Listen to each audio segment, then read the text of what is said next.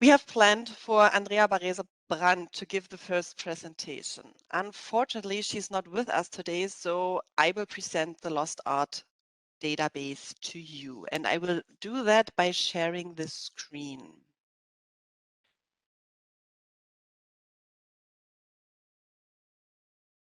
I think a homepage you are hopefully familiar with.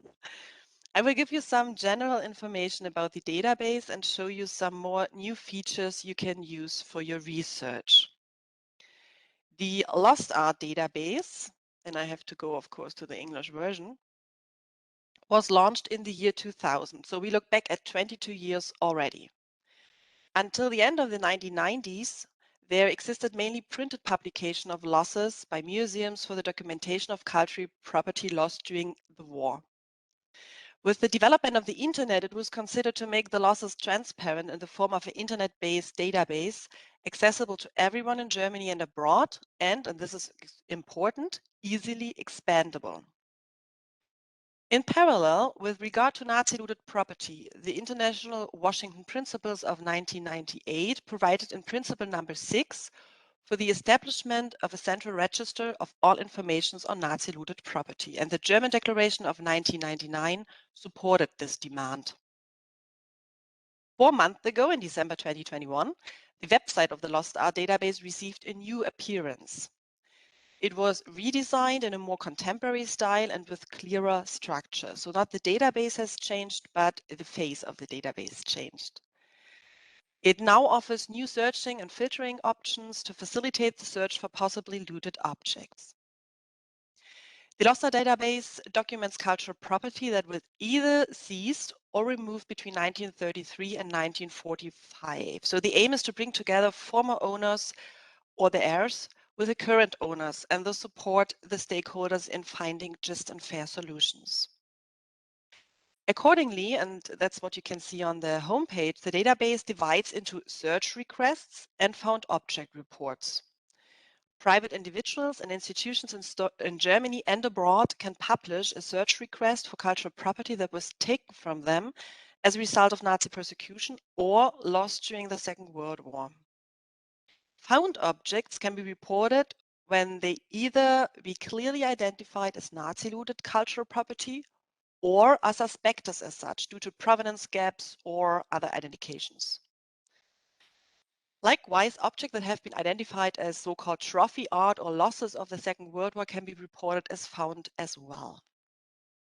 Lost Art is a database with a low threshold. In order not to create many obstacles for the victims of the Nazi regime and their descendants, even those objects can be included in Lost Art, for which a seizure cannot be ruled out. The database currently contains around 180,000 accessible and detailed descriptions of objects and several million summaries of objects. These are submitted by more than 1,580 German and foreign institutions and individuals. The website registers approximately 120,000 page views and a total of some 9,000 visits a month per average. And we see that the usage is worldwide. Lost Art is aimed at a variety of different addresses, such as descendants, researchers, journalists, lawyers, and other interested in the topic. Reports are only published on behalf of and with the consent of the reporting individuals and institutions. The registration, modification, and deletion of reports in the Lost Art database is carried out according to uniform and transparent principles. You can also see on the web page. And when you see on the right side, you see the menu. You can click on report objects, you can scroll down, and you see the general principles for registration and deletion of reports. Search requests and found object reports are based only on the information provided by the reporter. The documentation in the Lost Art database serves to create transparency and has no effect on the ownership. Therefore, there's also no prohibition of sale of objects listed in Lost Art. The Lost Art team does not conduct its own research. Within the scope of its possibilities, it merely checks whether the information provided by the reporter is plausible. Private reporters don't have to be published by name. The German Lost Art Foundation can be contacted instead. From the home page, and I go back to that, you can enter the database by looking at all search requests. You then the all objects, let's scroll down, that are listed as search requests in a list. What is new compared to the old website are filters on the left side with which you can narrow down the results by different categories like a type of object, and you know the categories probably best, or also by institution, sorted by locality, or by persons, sorted alphabetically. So there you can see who is searching for an object. Due to the current situation, let's take a look at Ukraine. I can open this one. Then I see that there are 30 museums and one library in Ukraine, and they name more than 10,000 objects to be listed as search requests in the course of the Second World War. We have so many objects from Ukraine listed in the LOSTA database because of a data cooperation between both countries from the year 2001 onwards. You see here the LOSTA database can be used worldwide, not just for searching, but also for reporting artworks. You can also switch to the found objects, and for that I'm just removing my filter and go to the found object reports. And you can see here what objects were reported by institutions in individuals. Or you can enter a keyword in the advanced search slot. We also have an advanced search. And for example, you can choose the title and look for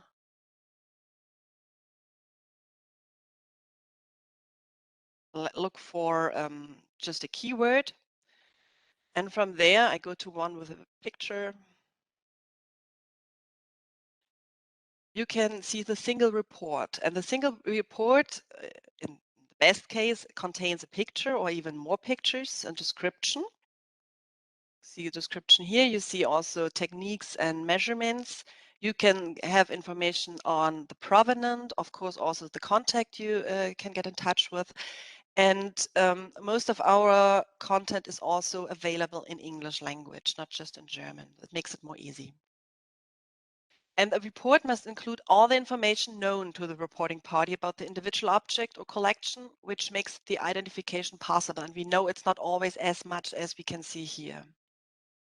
Reports can also be accessible as a collective entry if several individual objects can only be described together as a whole. If the plausibility of the report is called into question by a third party with evidence, the report is marked as disputed. You can also see on the right side the circumstances of loss. This piece of art was registered, in this case as Nazi confiscated property, not war loss. And you can see the institution, or in this case, the former owner this object belonged to. And I can go to Eduard Fuchs, and then there is lots of information given on the collection and the person of Eduard Fuchs.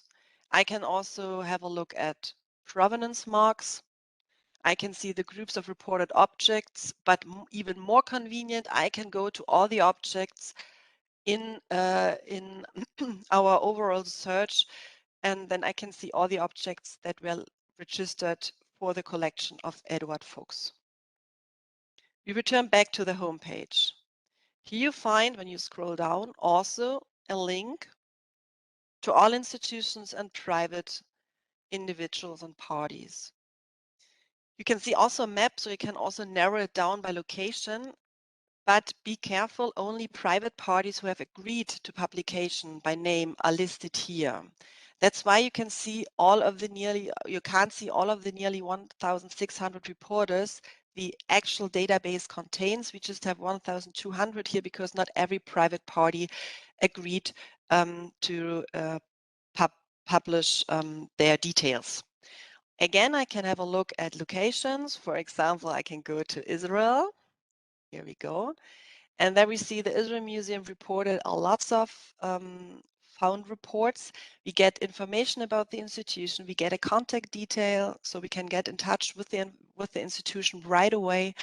We can see the groups of objects that were reported, and again, we can go to the overall search to have all the results of the Israel Museum listed in an overview, and that are quite a lot, and also with pictures.